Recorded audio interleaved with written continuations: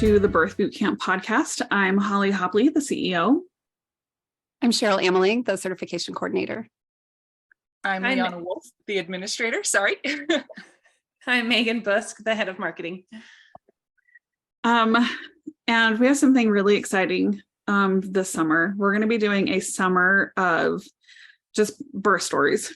We've got lots of really awesome people to share their birth stories with us. And so to kind of kick off this summer of just hearing amazing birth stories, we're going to talk about what that is and what do we mean by that when we say that, you know, you can have an amazing birth. That's obviously part of our tagline is that Birth Boot Camp is your headquarters for an amazing birth. But what does that mean? And what does that look like? So I want to hear from you guys first. Like, what do you guys think having an amazing birth means? Maybe Cheryl, do you want to start? Yeah, I'll start. So I think my definition has changed over the years and over teaching birth classes over the last 10 years, attending births. I used to think that because I had a very specific type of birth, I had home births, I had a midwife.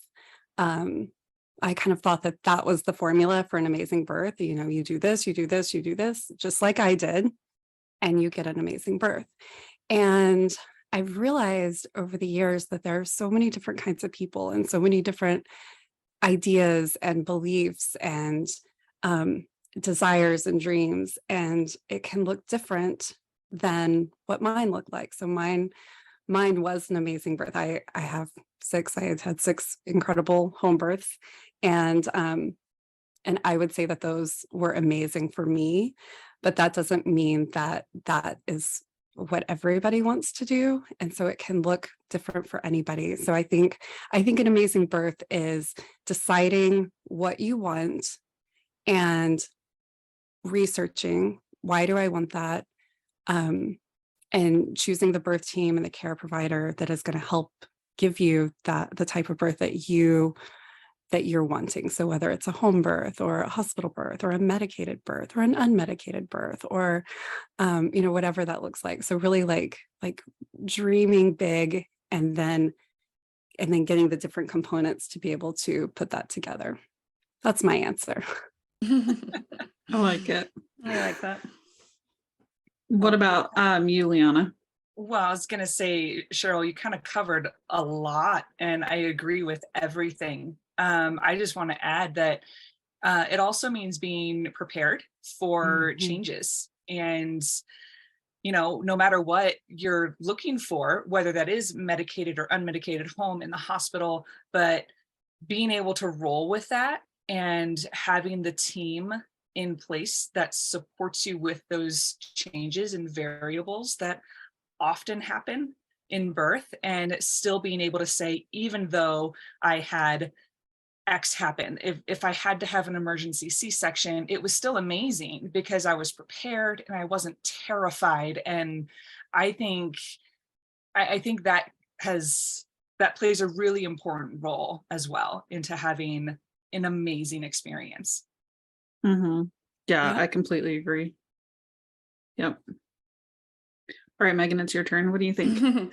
Yeah, I agree with all of that. I think that no matter how you birth or what your ultimate goal is with your birth plan, being able to have the knowledge and at the end of the day, when baby is here, that you feel like everything went well, or that you feel that you had an amazing birth. And I think that's really all that matters.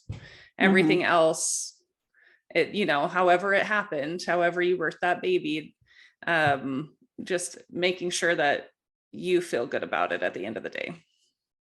Yep. Yeah, pretty much ditto to all of that. That's what we mean. And I think that there is still a belief that you have to have a natural birth to have an amazing birth. And that's just not the case. And even when somebody asks me, or they tell me I want to have a natural birth, I'm like, okay, but what does that mean to you? Because their definition is going to be different than mine. And it's all, in the eye of the beholder. It's So they get to decide what their birth is going to look like, as far as much as we can do that, because we can't predict everything, and we don't know how this birth is going to go. But, like you guys all said, we can be prepared for it. And yeah, all the things. Yeah. I honestly feel like the preparation is key. I feel like if there's anything else that you could do is just to feel prepared, and the rest will just kind of fall into place no matter what happens. Yeah. Yeah. That's one of my favorite parts of teaching classes is them knowing how to navigate things. And so like Liana said, even if it doesn't go the way that you planned, you know your options, you know how to make choices, you know what things are, and you can kind of see how things played out, and that you were the driver the whole time. You were the ones that was saying, okay, let's do this, or yes, I'm okay with that, or no, I'm not okay with that, or whatever. And so even if it doesn't go the way that you thought or the way that you had wanted, you had the information and the preparation to be able to like roll with it, whatever came. Because birth is unpredictable. We don't know how things are going to go. We can prepare and hope for the best and do the things that we can, stack things in our favor. But having that information and that knowledge and that support goes a long way in feeling like however it happened, it was still an amazing experience. And I have found too, over the years, in my experience, is when they are prepared and things don't go wrong, there's a lot less trauma, because they totally understand exactly what happened in their birth that made, that required the change in plans and things like that. And so they understand maybe why they needed Pitocin, or they understand why they needed that C-section. And so they're like, okay. Not that those changes are necessarily easy, but when we can do everything in our power to be prepared for those situations, the whole thing's gonna, be better than if you have no idea. Exactly. Yeah.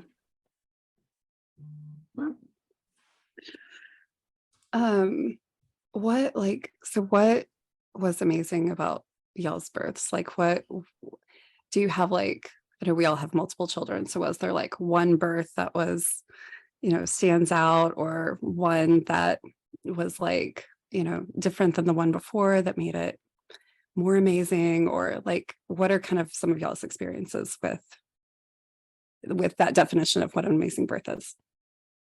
Holly, you want to go first? I'm like thinking about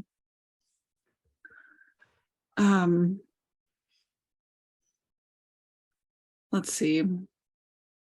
I think for all of mine, I feel like it's kind of like all the things that we've said. Like, I just feel really lucky that I had a midwife who was like, go take a class before we had our first, because I had no idea what I wanted. I was very much like, you just go into the hospital and do this thing, right? Like, I hadn't really thought about taking a class or anything, but luckily she really pushed us into it. And that's when I started learning about all the things. And that's when, I was like, okay, I had no idea that all this was involved, with this. And it helped us in making decisions, and learning about what doulas are, and just all that stuff. And so I remember at the end, after his birth, just being so grateful that I knew all of that, so that I could like do what I could to get what I wanted. And that we had built that team of support, that we had hired a doula, that, I knew that I could labor at home, because I could totally see myself, if we wouldn't have taken that class, I could have totally seen, because my water broke early in the morning at like 5 or 6 a.m. And if we wouldn't have known what we'd known, we would have just gone straight to the hospital, and who knows what would have happened. Whereas we knew that we could stay home and labor at home for a while. And early labor and active labor at home was great. I loved spending that time where it was just the two of us, and our doula eventually joined us, and then she even went home to go feed her baby, because I was like, yeah, I'm still good, and she's like, I'll come back in about an hour, and it was perfect. But it was because I knew all the things that I knew that was able to happen. This So was Yeah. your first birth? that was my first one. Okay. Yeah. And I think all of my births were amazing for different reasons. And all four of my births have been different. They've all had similarities, but they've all been different. My second one, I thought I knew everything. And that was actually my downfall. I was like, I've done this before. I'm a doula now. I know all the things. So we did not practice anything. And not that her birth was bad, but it would definitely, I think there were things that could have been easier if we would have just like talked about it, practiced some relaxation a little bit, and put in like the same amount of effort that we put in with our first. But her birth was great. The biggest thing for my main goal for her birth actually was to not tear so bad. Because with my first, when the push before he was born, the midwife was like, he can be out in the next contraction if you want him to be. So I made sure he was. Oh so gosh. I tore, and it wasn't like a third or fourth degree, like down into the perineum. It was actually like internal, because he also had a hand by his head.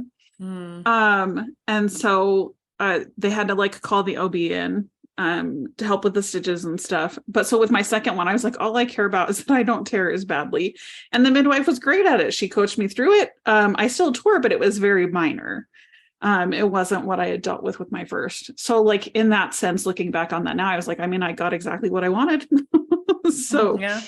But yeah, and then my third was at home. And I'm so glad we switched to doing him at home, because he was going to be born at the hospital with some midwives, but I was like, I'm tired of driving to Fort Worth. I was so tired of driving into downtown to see the midwives that I was like, I'm done with this. We're just going to have him at home. And it was fast and it was awesome. So, and then my fourth, I wish I could just tell every mom to just sleep through their labor, because that's what I did.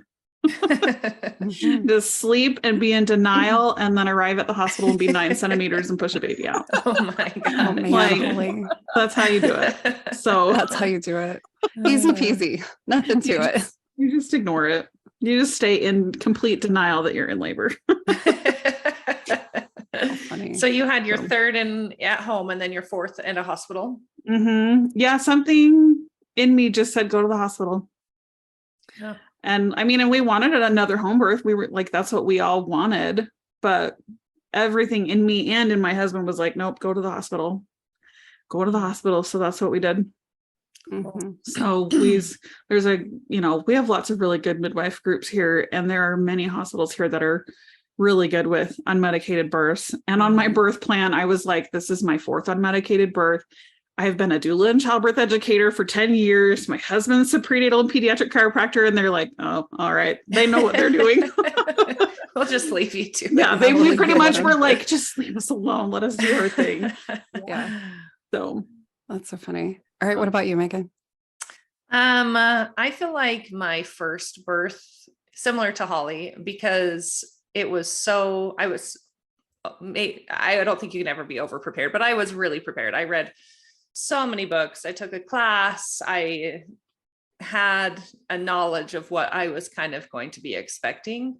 And I had a doula, and my midwife was incredible. And I just felt like it just went really smoothly. I don't know how else to put it, but like from start to finish, it was just like a kind of a gradual production. Like a textbook. Yeah, exactly. Exactly. And I came away feeling really fabulous about that birth. And that's actually, I talked about it last week, but that's what spurred my desire to become a doula. And I feel like a lot of that too, my midwife was really fabulous about explaining things.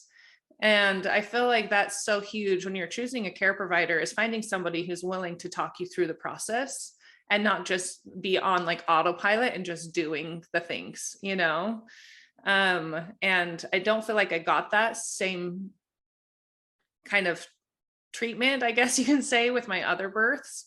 It just kind of, there were so many things that like were happening, and like I never really had someone say, now we're doing this, and like we're going to be giving you Pitocin or whatever it was that was happening. So my other births were a lot more frantic, maybe. My second baby, because I already had a kid, I feel like and I had already gone through labor. I was like, yeah, I don't really need to prepare that much, but that was false. And I think everyone should just have a reboot every time, because it is just, no matter how many years have gone by or whatever. And I just had a hard time finding the time with she was like 18 months when I got pregnant with my second baby. And so I just had a hard time finding the time like to set aside to mentally prepare. And I think that's kind of how it's gone progressively as I've had more kids. It's like harder to find the time to sit down and prepare, but it is so necessary and it is so helpful. But my last baby, back to my second birth, my midwife was really great, and she was really great to work with. And but like unexpected things did happen. And so it throws you for a loop a little bit if you're not knowledgeable about what could happen in those situations. And so I've mentioned that I went from a 6 dilation to a 10, and then like pushed the baby out in 5 minutes. So it was all really, really fast. And there was intense. Yeah, it was really intense. And like people were running, and when things happen that fast, that no one's prepared. It felt a little chaotic and crazy. But yeah, in my mind, like my ideal birth was probably my first. And in my mind, that's my amazing birth. Yeah. Awesome. I love it. Liana? I mean, it's a lot of births. Between all of us. It's true. I mean, I feel like each one was amazing in its own way. But I mean, all 5 of them were completely different. They had similarities, but I mean, I wish I had had a better birth class for my first. We thought it was really comprehensive at the time, but then we were 41 and a half weeks and facing an induction, and we were like, what do we do? Thankfully, our OB was amazing. And he was like, my job is to stand here and hold up a wall until you need me. And I'm not here to micromanage your labor or tell you what to do. And I was like, great, that's all I need to know. I don't do well being told what to do. So yeah, and then even the on-call OB who ended up facilitating the delivery, he was great too. That was my first was the one that I got to catch. And but not because I wanted to, because if he had asked me if I wanted to, I would have been like, I don't know. I wasn't into all this birth stuff yet. But he just said, reach down and grab your baby. So I did. We all know how we are when we're in that pushing phase. You just do what you're told. You don't have any headspace to make decisions. So I just reached down and grabbed him. So that was awesome and unexpected. So, I mean, my second and third were at home, and they were both with our midwife, who's awesome, but they were both in weird positions. So I had longer labors, and I was like, why is this taking so long? Because the first one was 5 hours, and I still didn't understand that normal labor was a lot longer than what I had experienced. So I got a little bit more of the, average labor, I think, with the second and third. In terms of, I don't know, I guess textbook labors and births, the fourth was it. I mean, it was fast, but not too fast. And it was just very clear, early labor, active labor, have the baby. And so that was the one that was the easiest. And when I look back on it, I think of that as, almost a quote amazing, because it resembles what you would see in a textbook. Yeah. And the fifth one disabused me of any notions that I was an expert at birth after that point.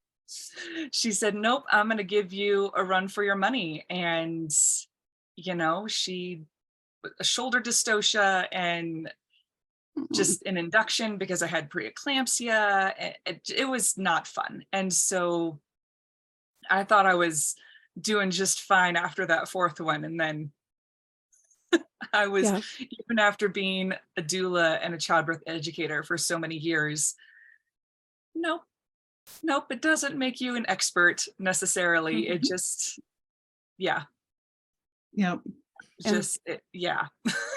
Totally. Well, and there's a difference between like when you are in labor, like you can't doula yourself. You can't, like you're in a completely different mindset. And it's like, so even though we know all these things, it's really hard to do all that. So yeah.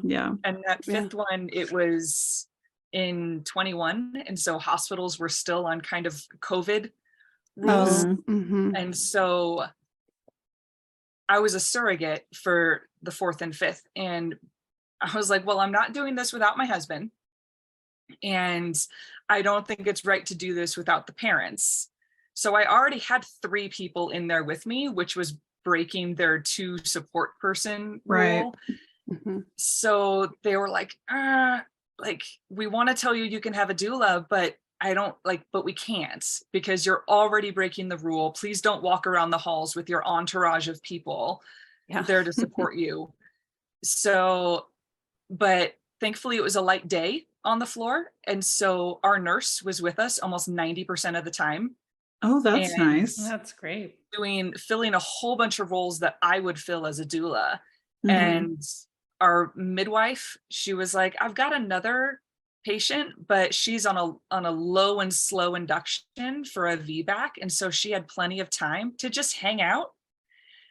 So she just hung out for hours, and they both, I had 5 people in that room with me, but I didn't have a doula. Right. Yeah. It was weird. It was a very different experience. So yeah. We had a great support team though. Yeah. Well, it was my 5th baby that threw me for a loop too. I don't know if something about those 5th babies, like 1 through 4 textbook, great, perfect in every way births. But my 5th one was the one that I had, it was my first baby after I started birth work. And the midwife, and then my doula was also going to be the assistant for the midwife, and they'd worked together a few times. She had assisted lots of times, so it's not like she was brand new at assisting. But so during my labor, I kept like asking questions, like, do you know where this is? It's in the, like, I kept assisting at my own birth. And my midwife was finally like, stop trying to midwife yourself and just have the baby. and his birth didn't like my others kind of had this pattern of like, I do this, the baby comes out. And that's not how he was at all. And so like on paper, it was a very textbook birth, like nothing crazy happens, nothing, but like I was in my head the whole, like I was like assessing everything the entire time. And which I think is, so it was longer. It was longer than what I was quote unquote used to with my other births. And so then when I got pregnant with my 6th baby, I was legitimately scared. I told my midwife, I was like, I'm going to go to the hospital and have an epidural. Like I can't, I'm not doing that again. And she's from Alabama. And so she has this like little Southern accent. And she goes, well, you can do that, but you won't like it. So how about we just work through some things and prepare? And I was like, well, fine. And so I did. And So like my last baby, I did the most preparation that I had done since my first. And it was all mental. Like it was like thinking about the things that scared me or that I didn't like. I mean, it's not that I didn't like anything about my birth before, but all of the mind blockages that I had from his, we worked through. And I told them, this is what I want. And I just let go of everything. I was like, these are all my fears and my concerns. I can't have them anymore. You guys take care of them. And I just gave it to my birth team. And so her birth was, it was my favorite because, but it was because of the work that I did, that preparation that I did, and the way that I was able to just release everything that I had, all of that fear, all of those worries.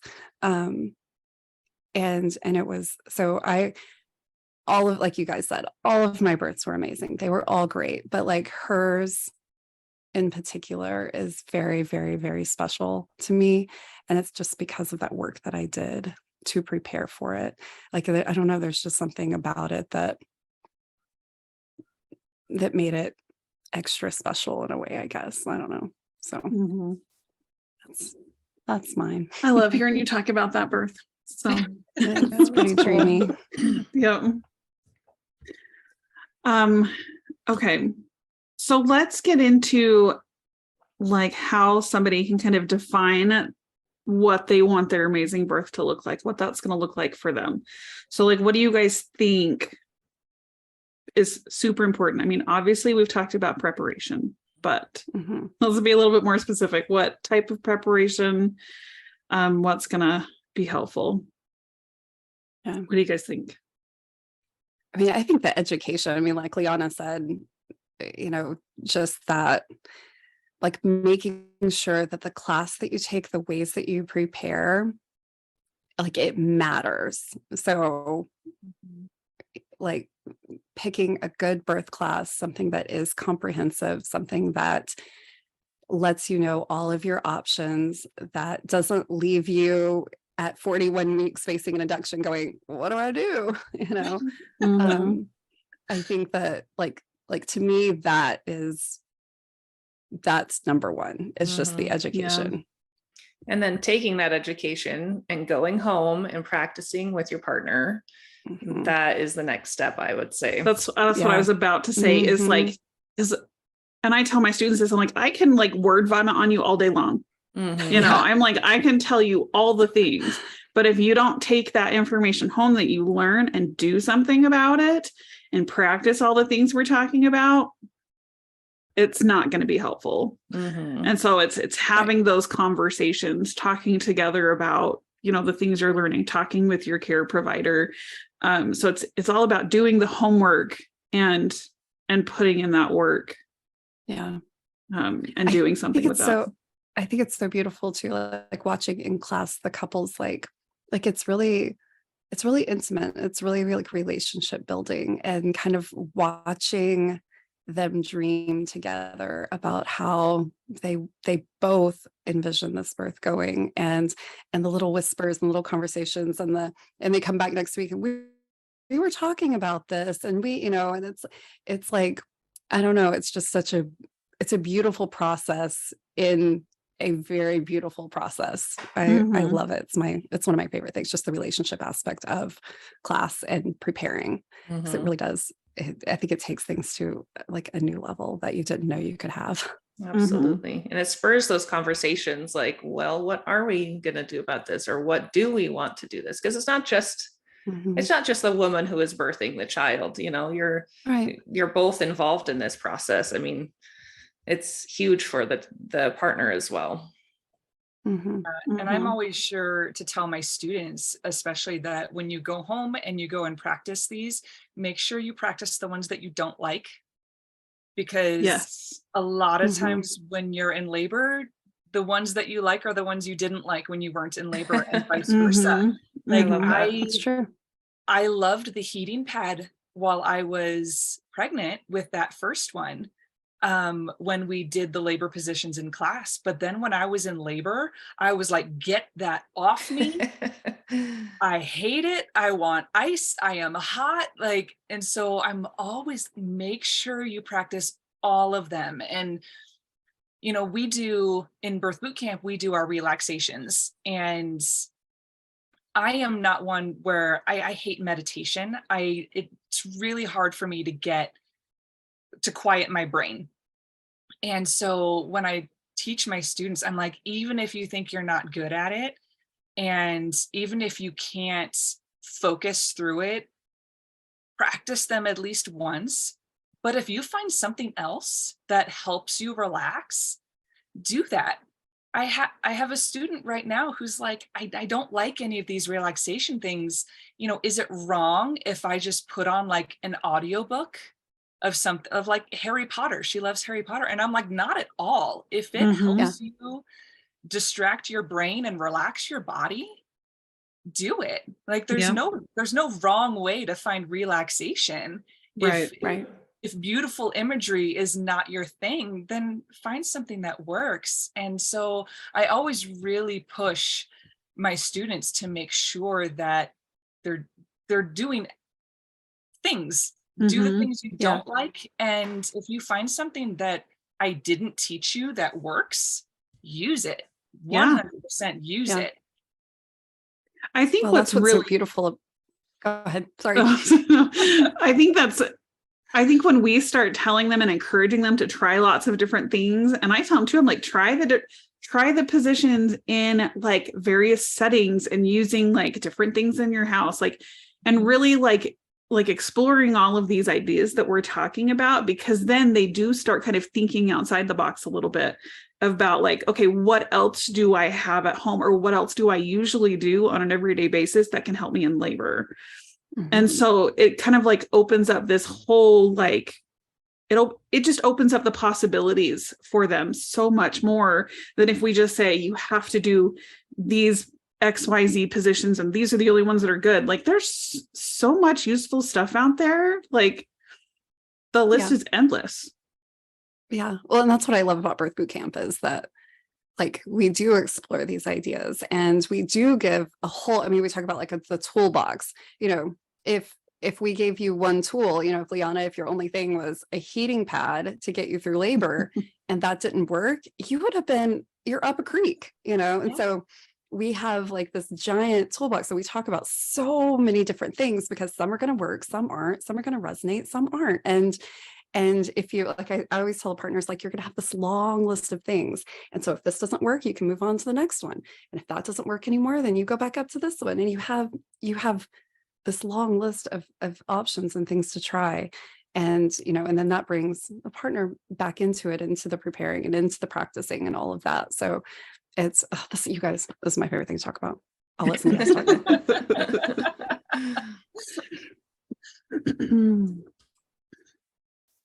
I think, what do I want to say? I'm like, I have like too many things running through my head. I think it's really important for them to like seek out, like we said, like good positive birth stories, learning what birth really looks like and sounds like, and getting away from, you know, watching movies and TV because they're not realistic. They usually in most cases don't portray what's going to happen. They're all like emergency things. And it just makes birth look really scary. And so I think it's really important to kind of like break those like cultural norms, you know, surrounding birth, and not allowing that to like scare you away from, you know, doing whatever it is you want with your birth. Yeah. I think that's a big part of it. I think that helped me a ton in my first pregnancy, especially after we started taking that class.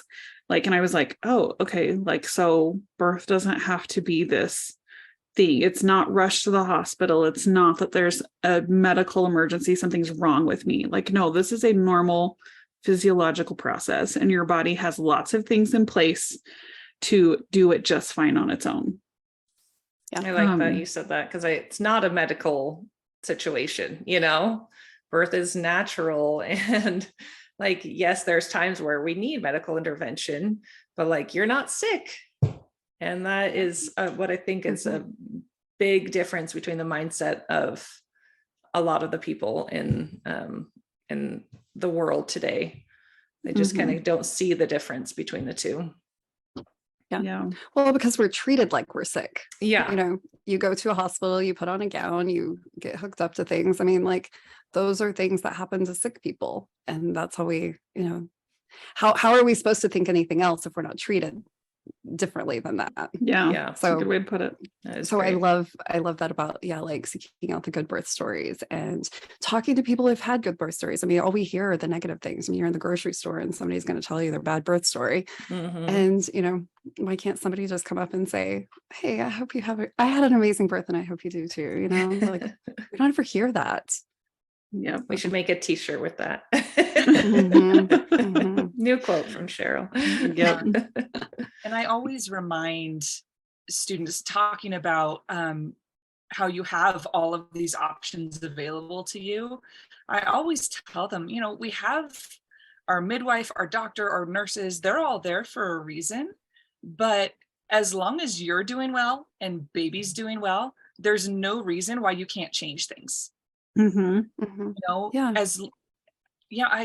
when I have clients who are being monitored for whatever reason, either it's a VBAC or it's an induction, I always tell them you have options. So long as you are doing well and baby's doing well, you have options.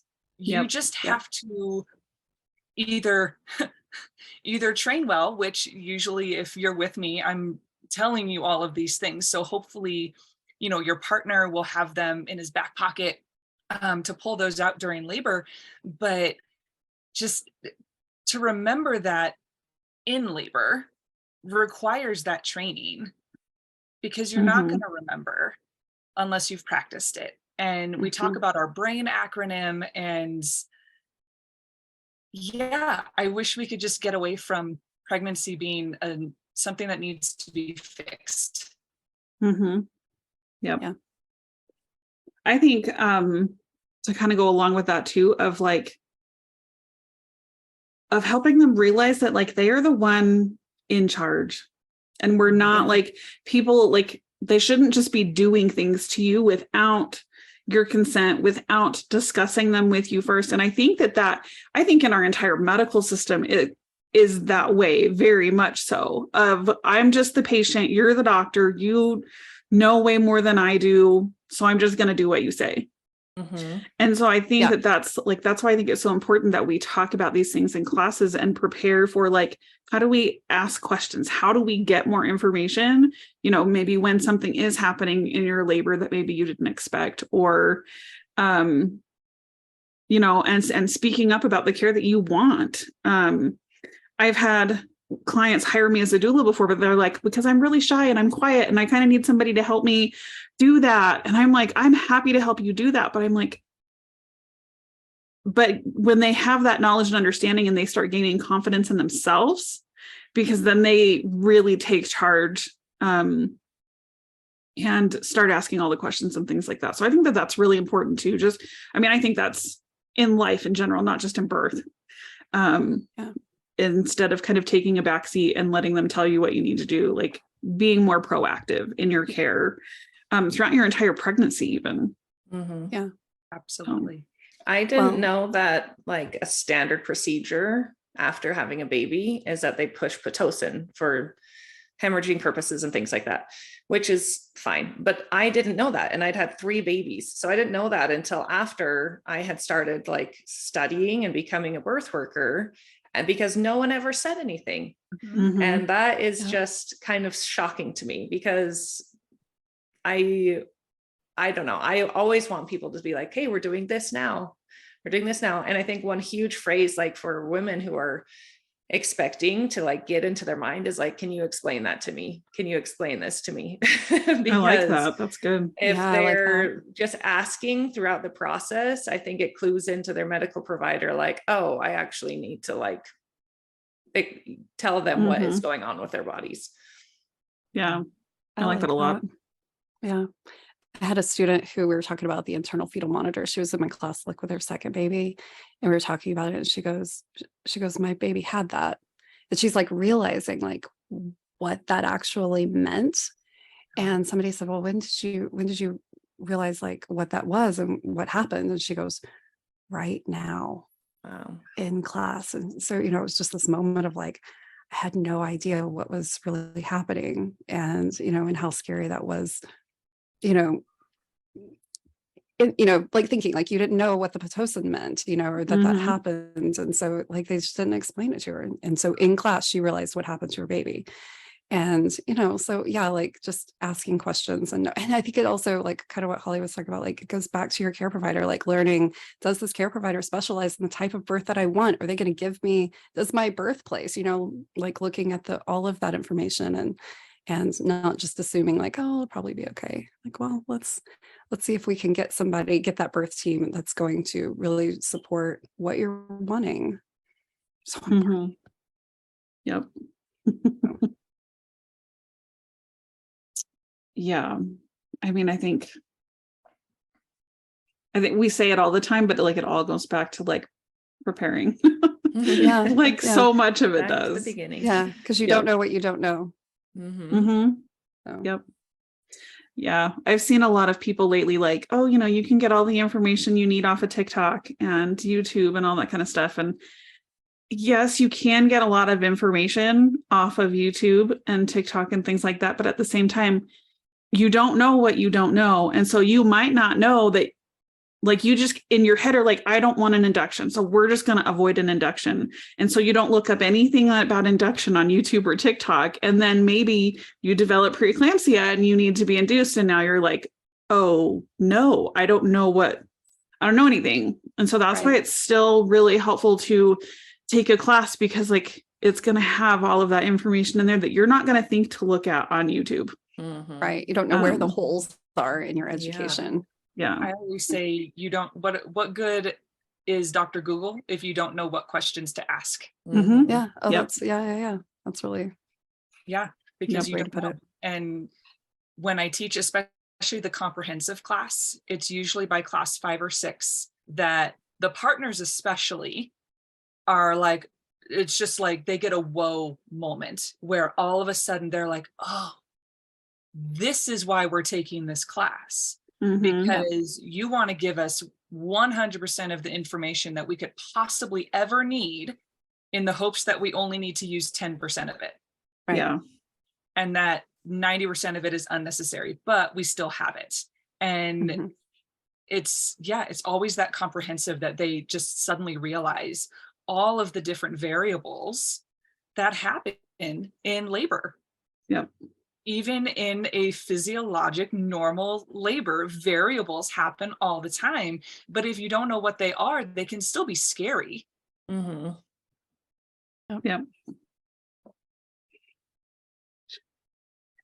Well, can you guys think of anything else? Anything anybody can do to increase their odds of having that amazing birth? I mean, I think we've kind of mentioned this, but hiring a doula. We've kind of talked about that throughout different parts of the conversation, but always good to have somebody on your birth team who can explain things to you, that can help you remind you of your goals, that extra physical and support. They're like solely focused on you, right? You and your partner and your experience. Like that's what they're there to help with, and even if you have a great provider, like maybe they're at another delivery, a few rooms down if you're at the hospital, like their sole focus might not be able to be just on you. And so I think that's what's really cool about doulas is that's their main focus. Well, and I have a comment about that too. I have a friend who had a baby recently, and she had some complications, and her husband got almost like frightened about it all. I mean, he was definitely frightened about it all because his wife was in danger, his baby was in danger. So he just kind of took a step back And that was like a time when she needed somebody the most, but he needed somebody too, Mhm. so there Yep. was no one else to like give them both the support that they needed during that time. And she's like, all I wanted was somebody just to hold my hand. And there was like, they were both too much in a mental difficult state to like support each other kind of a Yeah. situation. And that's where I Right. feel like a doula comes in 100% of the time. They are there to focus 100% on the mom and the husband or the partner, whoever it happens to be, so that you guys are both feeling supported. Mhm. Yeah, I love that. Yeah. Yeah. I love this topic, you guys. Yeah. And with that, Megan, also, I mean, I've been at births where there's been an emergency with mom after baby's Mhm. born. Oh And yeah. so, dad's Yeah. got baby. And so who's there for mom? Mm-hmm. And when students ask about hiring a doula and what kind of support a doula can provide, I always remind them that you are hiring your doula. And so your doula is there 100% for you.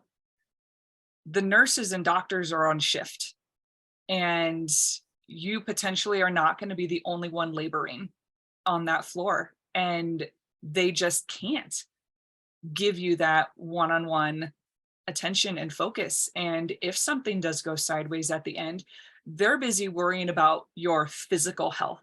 Mm-hmm. And usually there's not a spare nurse available to, hold your hand and to stroke your head and just, keep you posted, like keep you awake and, do things that are just for your mental and emotional health, because their priority is your physical health. And That's their job. that's their job. And it's super important. Absolutely. But it doesn't negate your mental and emotional health. Right. And I think having an amazing birth is really just starting to reframe birth as all of those things together. And that whole healthy mom, healthy baby thing, it's not just physical. And trying to get people to think in terms of, trauma and just being able to look back on your birth and say, yeah, there was trauma, but I'm not traumatized by it. Mhm. Yep. Yeah. And I have one more comment about that, just as a side note. Like a lot of people say, well, why do I need a doula if I'm having a C-section or an epidural? Like, what are they're going to be there for support? But like, if you're having a C-section, sometimes baby needs to go to the NICU and the partner can go with the baby. So then mom is again by herself. So that's kind of where a doula can come into play for any situation and any desire you have for your birth. Yep. Mhm. Yeah. If you're a doula long enough, you realize that you do just as much work for somebody who's gotten the epidural than for somebody who hasn't. Mm-hmm. It's Yep. just as much work. It just looks different. Yeah. Yep. Yeah, Absolutely. 100%, Megan. Yep. Well, this has been fun. I think we can keep going, but For hours. I think and we'll hours. call it a day. Yeah. So pretty much it all comes down to preparation, hiring a doula, learning all the things. Because defining then it for yourself. Yep. Yeah. And you get to be the person who defines what an amazing birth is going to look like for you and what you hope your birth looks like. And it doesn't have to look like anybody else's. Yeah. So awesome. Well, this has been fun. So after this week, stay tuned for lots of really great, amazing birth stories. We've got a good lineup of people who are so excited to share their stories with us, and I'm excited to hear them. It's going to be a lot of fun this summer. So stay tuned. Make sure you subscribe so that you hear all about those, and you'll hear the first one next week. So stay tuned.